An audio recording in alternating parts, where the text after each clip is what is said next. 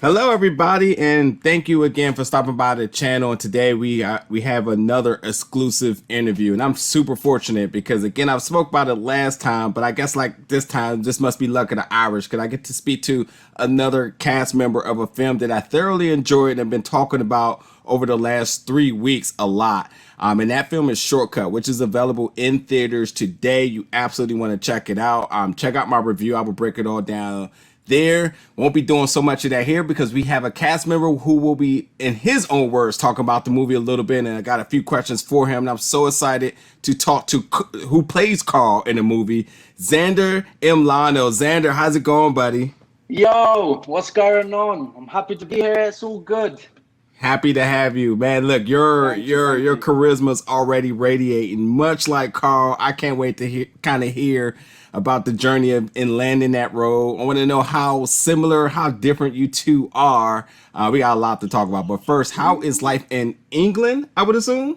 Yeah, England. Born and raised in Coventry. The weather is not doing too good at all. It's been raining for Yeah. like the past week straight, and I've just been looking out the window at work in tears because I want sun. I want sun. Yeah, I hear I do. that. I hear that. And how's quarantine life been over in the UK? You know what? At first, it was okay. I decided to be more productive. Get a lot of Yeah, stuff going. But yeah, when we got out of it, obviously we all had our fun, and now we're putting curfew over here. So 10 yeah, o'clock, that's it, deadline. We've got to be in. And yeah, like all my close friends have just moved down to London, so I'm all alone, which is yeah. fun. Hey, at least So you all are yeah, doing it right. yeah. That's all I Well, can say about that. it's safe to say the least. Oh man. So anyway, Shortcut is out now. Now you know I've been very excited about it, but I want to hear from you. What's kind of been your reaction upon seeing the fans, and now that something you all been kind of sitting on for about a year to almost 2 years. Now that it's out in theaters, what's kind of been your response to it? It's just been crazy. Like that, there was a point in time where like just I was telling everyone, and there was a point where I just go, no, the film's not coming out, guys. I'm sorry, it's just never gonna come out. But now I'm so happy it's out, and I'm so happy everyone gets to see it. It's a fantastic film, a Hmm. fantastic cast, and just an amazing experience. It couldn't Hmm. ask for anything better. Hmm. I spoke about it so much. It's absolutely right, and again, I think much like I said before, I think this film is perfect for release right now, and it shows true resilience because like right now movies aren't really coming out. People are scared to release movies, and nonetheless, Yeah, it made its way not just out, which could have easily been on video on demand, but in theaters. So like it truly speaks about the I know. dedication of everybody wanting to get this done, and here we are, Mm. and it's definitely been one of my favorites this year for sure. Oh, thank you, thank you. So you have to tell me now. I'm gonna kind of combine these two questions together. Now, this isn't your first rodeo, unlike the other two I spoke to, who this was their first big role that they've landed. But you've actually acted before, as I seen you've been credited for a short. So to kind of compile this all together, what was your experience going into this role, and kind of how was it different from the first time around? Wow, I love first of all how you've done your research. I salute you. And that was yeah. So I think yeah, the first time like I ever did anything to do with like on screen acting, I was just like playing extras, like Hmm. just like on the side roles, and it's completely different. I think just when I got cast for Shortcut and we got there, it was just so surreal. Everything was happening around me. It's like wow, this is amazing. This is my life. And it was just, it was definitely new, humbling, and a lot to take in. But I'm appreciative of every single moment and everything I've done along the way, everyone I've met. It's a brilliant experience. That's all I'm saying. That's awesome. Did you find anything remotely challenging about this? I mean, again, you say you've done the extras, but like going to this, because this was, now you're auditioning for a major character here who suits you perfect from what I can tell right now. I mean, I'm not Thank sure you. who I'm speaking to, Xander or Carl, but Well, I like either way, mean, that is dope for sure. But like, was there any butterflies, or was it just the process there? And again, I keep forgetting the name of it, but the way how y'all auditioned, It's something I'd never heard of. A kind of you know, when you kind of come in and then you Yeah. what's the name of it? I keep forgetting the name of it. It's a sort of it's a style of audition they said y'all did when you came in for a role. Yeah, And and then then they they put us in kept groups. We yeah auditioned in in groups. groups, and then Yep. yeah, Yeah. all worked out. Um, Yeah. yeah, it was definitely butterflies all around. I think it finally hit me that it was real when I like got to Italy. I was like, okay, all right, this is happening. Keep it cool, Zander. Don't freak out. Don't say anything they're not going to like you for. But yeah, no, it was definitely all surreal, but very fun. Like, it's not the first time I'd ever acted. I Yeah. went from theatre to TV, really, Yeah. because I was in China Chocolate Factory first, in the West End. And then just the difference between the two is just insane. But no, filming on set every day, a bunch of laughs, getting to know everyone, you can't go wrong. Were you always auditioning for Karl? I was. The audition process is kind of like Sophie and Molly's as well. I think I auditioned in 2017. I was in Bulgaria. So I auditioned, and the same thing happened. I didn't hear back for like a year. And then we just pull up outside one day, and my mum's like, "You've got an audition for this role. His name's Karl." I was like, "I've read the script before." No, I've 100% read it. And then, yeah, so we'd always been auditioning for Karl, and then I got the role, and the magic was made. That's That's similar to say. awesome. That's awesome. Okay, so explain to me who Karl is in your words. Karl, he's probably the easiest way to put it is he's a wannabe. He loves attention off others, but he also just wants to be his brother so much. Like he looks up to Chris, God knows how many times, and I think he's just really wanted to be like him. So he tries to do loads of things that he thinks look cool, but really aren't at all.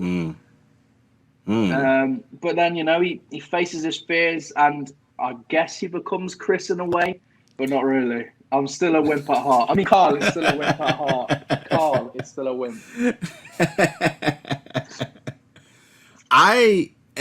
That was probably my biggest question I wanted to ask, is because the way I seen Karl is, much like I said all the time, is that these characters are characters we've all seen in our childhood, on the bus. When everybody talks about the infamous, middle school or high school bus, everyone remember who sat where, what characters sat where, what cliques was where. And Karl was obviously everyone's favorite person. The comedic relief on it, always had the jokes, always had the beats, everything. And so when I seen Karl, I was like, all right, well, this is easily about to be my favorite character here, because this is a 1-for-1. I know somebody who is Karl. And immediately, which was cool, but in the face of danger, puts on the biggest scream of the entire movie, which was epic. I would have loved to see like how many times you had to do that. That was epic. Like when you got off the bus, I was like, oh yeah, that's exactly what I thought was going. But it was a hell of a good scream. Oh, but the one thing I realized is that although he obviously had no fear of showing fear, shall I say, he's very honest about that. When it came down to being in the one room where you all were kind of like trying to plot what was going to happen, he was still beating on stuff, and I thought that was Karl's way of coping with fear. When he's able to be funny, when he's able to draw attention, was his coping mechanism, which I thought was brilliant, because a lot of us do that. I mean, when you talk about some of the biggest bullies or some of the biggest jokesters out there, they really are hiding behind something by their acts of comedy. So I saw that and I was like, I love where this character can go, because I think we're slowly seeing a revolution of him solely seeking attention, then actually being fair, then the coping mechanism, because it's like, oh yeah, we're really in something right now. Like this is not a joke. And then No joke. the biggest thing that we talked about with Molly is then you see this form of courage that comes about because he is all for Molly. Like Molly was the person that like really drags him out of the mud of fear and says like, you have a job now in protecting me, and we get to see him go one-on-one with the monster, sort of say. So Yeah. I love the comparisons to the brother, which I haven't even thought about. So I know we're kind of like, I know I'm jumping the gun extremely here, but I like, again, thinking about what possibilities could come out of this movie. There's a lot to work with There here is a with lot. Carl. Definitely. There's a lot to Because, work you know, what happened at the end, it makes very good like headway for a second one, definitely. It's hopefully, you know, there is one. Producers, Yeah. directors, come on, shortcut 2. We all want to see Yeah. it happen. Yeah, and I think too, like Carl. So at this point now, you know, you all have done the job. You like, we did it, but then your brother sort of goes missing, and there's not going to be no one else who would ever be more motivated to go back into the trenches. The person who might have been scared the most to now be motivated to go back into it Absolutely. is wild thinking about that. So we'll kind of come back that into a Yeah. minute. But with that being said, I want you to kind of explain to me, how would you really depict, because this film theme is courage. So how would you really depict Carl's journey here in displaying in courage? Karl's journey, he's most definitely starts off as an extrovert, wanting everyone to pay attention to him, just really trying to be too forceful and friendly. Do you know what I mean? But I think something takes over him when he finally realizes, okay, as the film goes on, I've got this group of friends who could, you know, I could possibly rely on. So why not put my faith in myself and my friends, and let's just try and save the world? Because he's very imaginative as well. Yeah. There's nothing simple with Karl. This I think in his heart is his dream to go up against the monster and save the world, but his true self is too scared to face that. But I think towards the end he realizes, okay, let's buckle up and do this thing. Definitely. Yeah. So much again to the charisma I see flowing off of you right now. How much of that character were you able to make yours? Well, I don't know if you can tell from like just me, but Karl was pretty much like, I like to just chat a load of waffle. I will talk about anything and everything and try and convince people to believe. That's what I was doing when I was in Italy most of the time, just trying to make people believe loads of random stories. But no, I think definitely Karl has a soft spot in my heart. There's definitely a little Karl inside here. Yeah. Just everything like when I read the script, it was like, okay, I could so make this work. And there's so me in this character. And yeah, 100%. I just loved incorporating myself into it. And I think when people speak to me and see me and like talk to me, they can see it as well. Like, this is just a persona I give off, you know, give them that. You know what I mean? Now, okay. Now, I talked about Karl. Let's talk about Zander a little bit. Now, you already probably know where I'm about to go at with this. Now, I've heard from a reliable source and a person named Molly about your antics. Hello? Sorry, it just broke up there. It completely cut off. I didn't hear anything. It cut off there. Everything froze. I didn't know what went on. Tell me about you proving to Molly that, oh, there's no problem. I can definitely carry you in this scene. Oh my God. No. Okay. Hands up. I was quite weak back then. But now it's a different story. I've got these bad boys, you know, progressed since then. That was a year and a half, nearly 2 years ago. But no, it was very embarrassing. It was, especially when I was trying to pick up Mel. I fully thought I could do it. I went in there with 100% intention. Yep, I'm going to pick Mel's hands. Didn't really work, did it? I was just saying, like, oh, so you, okay, so cool, you got Molly up. And it's like, oh, I'm going to double down here. Let's see if I can get her mom up here. You know what? My ego got the better of me. I thought, why not? You know what, Zander? You haven't embarrassed yourself yet, so let's keep going until you do. Oh man, you have to know, man. The cameras are rolling at all times. You have to do some type of risk mitigation. You're like, yeah, this may not be a good one to do just yet. Even behind the scenes, they're just everywhere. You can't get away from them. Look, I gave everybody else an opportunity, so I'm gonna give you your opportunity now. Now, what embarrassing story do you have of someone else in the cast that happened sort of behind the scenes or doing filming? God, there's so many. Yeah. So far we got the TikTok video Yeah, from Sophie, and then now we have you with picking Molly. yeah, So that was. anybody can be a victim here. I'm gonna have to. I think. I don't know whether this is. I want to try and make it as PG as possible because, like, to anyone, this is funny. I think personally, it's with my boy Jack Kane, who plays Nolan. We were in the hotel, and the hotel, like, owners actually had a dog.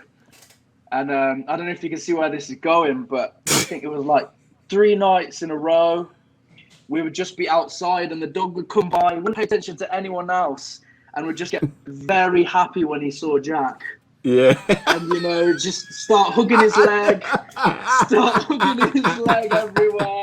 And this was like the day David, who plays Pedro Minghella, was leaving, and we were all trying to say bye, and the dog's just there on the side doing this thing. It was absolutely hilarious. I mean, I've got the videos, but I don't know. The cameras are it will be. And at this point in the point of this interview, I'm gonna slice this video in here right now. Naughty boy. He's in position and everything.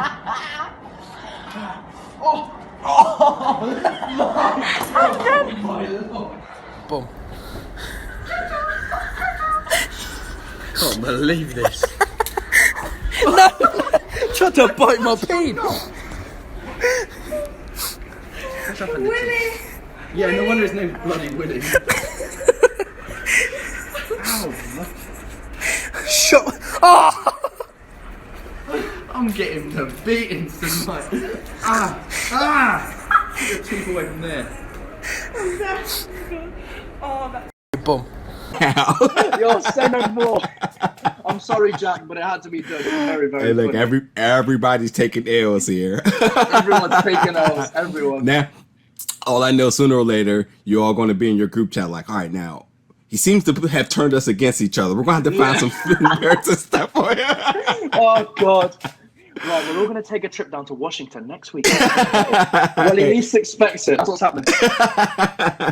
I will be more than happy to have you all here. And that's really the unfortunate thing about the pandemic right now, is because, like, I knew, like, this relationship that we're all having, being at the film festival would have been just as organic. And I think that as much as I would appreciate it, you all deserve that, because that's where all the hard work come, is seeing the fans in the audience, you know, losing their shit because of how good a movie is. And I think, like, all the hard work, all of the stress of, like, is it going to come out? How's it going to come out? You know, not to mention, like, either other things, like, is that scene going to be in there? You know, something you had a lot of fun doing, something you probably had to work 10 times over and then it doesn't make it, like, all that type of stuff.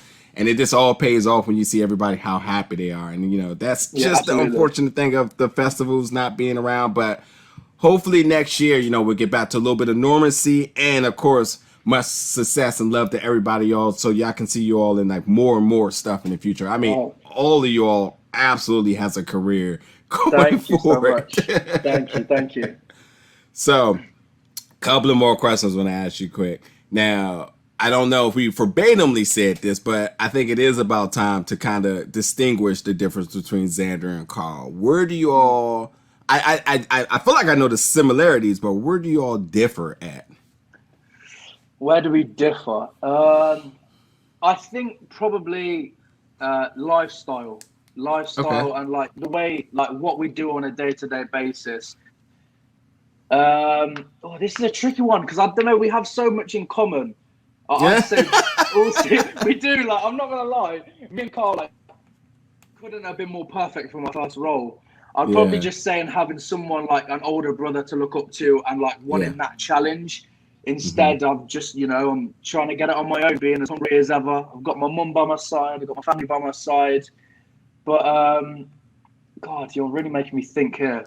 What do me and Karl have? We don't have a lot in common. I'll add something to the mix. Now, again, this potential love interest that may be happening. Do you think? Would Zander have took his chance in a way that Karl took his chance? And little, if you wanna, you can call it whatever you want, but the sort of the forcing of the locked eyes moment there, it could have been organic, could have been forced. I don't know. I'm just one watching here, but like, okay, would Zander have taken that chance? Let me just get this straight. What? I'm a player. No, I'm joking. I think if Zander found the right time and the right opportunity, he definitely would have took it. Karl, I think he's the type of guy that waits for everyone else to make the first move before he says or does anything that's going to, just ruin him. Yeah. But okay. yeah, I think I would have taken the chance. Molly, don't get too excited, okay? But I'm just saying, Zander would have taken the chance. And Molly's already pitched her claim for future storytelling. So, or that being said, now that it's very clear that the job isn't done. I mean, you all have, you know what? Something I don't think I've said in any of these interviews yet, but I really love that one shot of you all kind of hanging out. After everything's all done, you all kind of just hanging out and just kicking it. I really love that shot. I love this so much that I was kind of wondering, like, I wonder what they're talking about. But I would imagine that scene, me being a fan here, I would imagine that scene immediately picks off of where this can go next, because it's just like, hey, we did it. That was crazy. Blah blah blah blah blah. We're tight now. Yeah. But at some point, somebody's going to realize, like, hey, the job isn't done. Hey, your brother's missing. Seems to have went back to fact check your story. Yeah. But ultimately, where would you want to see this story go? Like, how would you want, if you can pretty much put out the next 10 minutes of the story, whether it's another movie, whether it's a short, whether it's a TV series, how would you want to see the next 10 minutes of the story go? Ooh.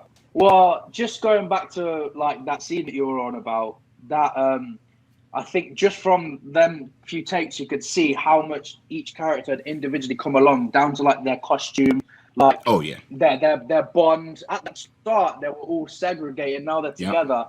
Yep. So I think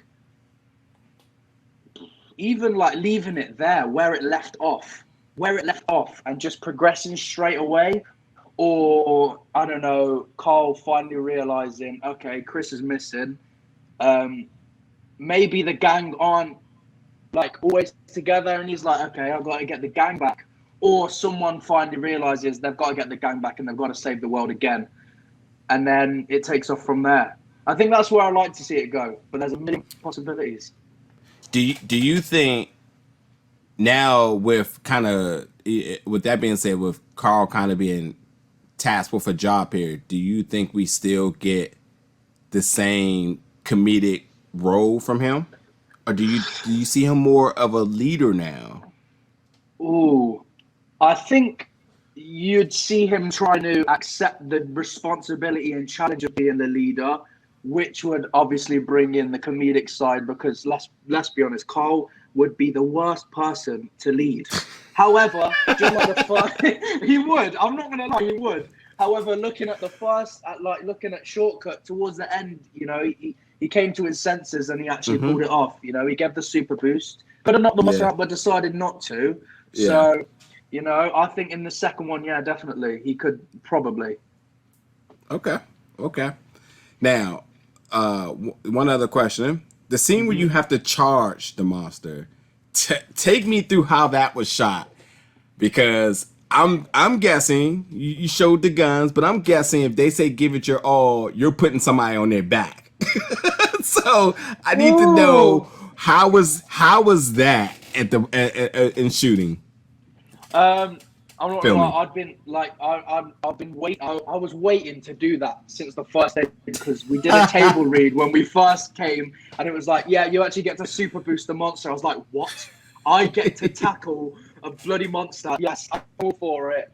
And then the day comes, and it's actually funny. We were like rehearsing it, and one of the director, Alessio, just throws in the sound tech guy that's like that's shadowing. the sound guy, and he was like, "Now tackle him."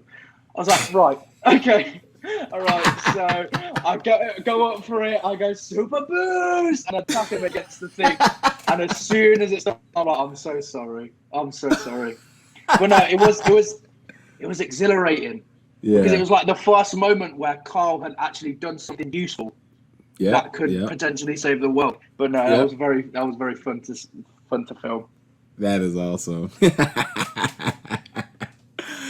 So the big question now is, after the success of this, and again, fingers crossed, so everybody please go support this film. I guarantee you will like it if you had a childhood, that is, which about 99% of us has. But then there's that other little 1% of us that seems to really hate this movie because, I don't know, they didn't have a childhood, obviously. But again, it's a really feel-good film with 5 kids who goes on an adventure. Well, it was supposed to be, I guess, a field trip of some sort that ends up taking, should we say, a shortcut into a long journey ahead. Very fun, very lighthearted, really 80s retro feel, good sound.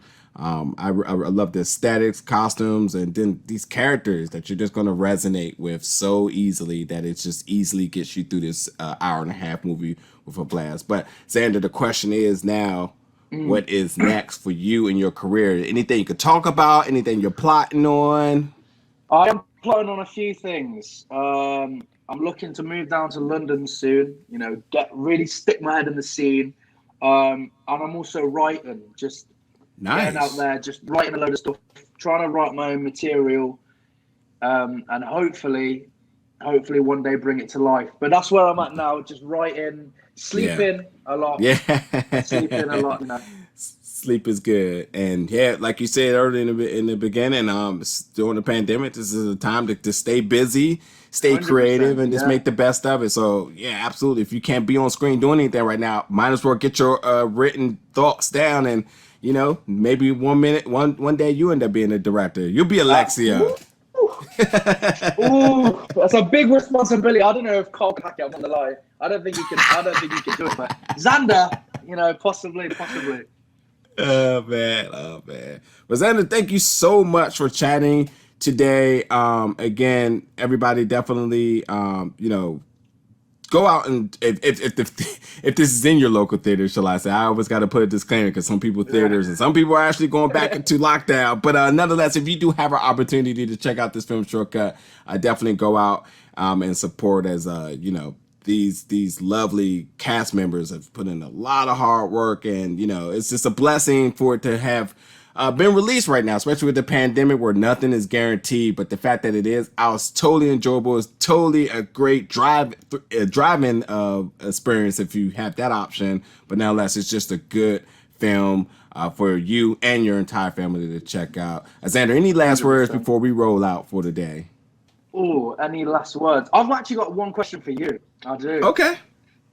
Who was your favorite character? And I know I'm sitting right here. It's tempting, but in the whole film, who's your favorite? If I told you that I swear about, so it's been about 30 minutes. So I say about 50 minutes ago, I thought this in my head. I said, if somebody asked me who's my favorite character, this is going to be hard. So it's hard for me to say who my favorite character is, because I mostly said that I see a little bit of me in all of them. With Karl, I see the idea of coping with fear through humor, and also see me sort of citing my fear to protect the girl. I see a lot of me in that. But I think my favorite probably is still it's probably gonna be Bess right now. And I think because Bess was the character that I don't think none of us seen coming. I think they portrayed her early being like the damsel in distress, to her actually being the technician. She had the plan, which I thought was good. And I'm very, very supportive of just seeing strong women in strong roles. And I thought that was just a really beautiful way of how they did that without saying, hey, look, she's the leader, everybody. Yeah. And her standing up saying, I'm the leader. But she just did what she had to do. No, 100%. She definitely overcomes so much throughout that film. It's almost like she was very unexpected. She was. Yeah. Yeah. Just comes out of nowhere. But yeah, Yeah. 100%. But it's just a little bit of every one of these characters that I like the most, and that I like, and then like, you know, or I even have been one of these characters, and that character looking at another character. I remember being in these in those positions and stuff like that. So, but you know, now if you ask me who my favorite person is, Hey, yo, he on all it's gotta be my boy. It's gotta be my boy Zander. Let's go. Mom, I did it. I did it. Nah, dude, you're hella cool, and like again, you know, this you really hit it out the park in this role. As soon as I seen the character, I was just like, yeah, that's somebody I can hang out with. That dude's cool. You're gonna be good. You're gonna be good, buddy. I see a lot of success coming in. You just keep grinding, and like I say, make the best of these times. 2020 sucks. I get it, and what you just getting started in your career, I know how much of a deterrent it must feel in wanting to progress forward. But like, it's all good. It's gonna work out. Cool. Yeah, it's cool. Yeah, it's gonna work out, brother. It's gonna work out. Definitely. But yes, thank you everybody for checking out this interview. Definitely go support Zander. His information is going to be in the description below. And as always, thank you so much for stopping by, showing love, and we'll catch you all very soon. Peace out, everybody. Stay safe.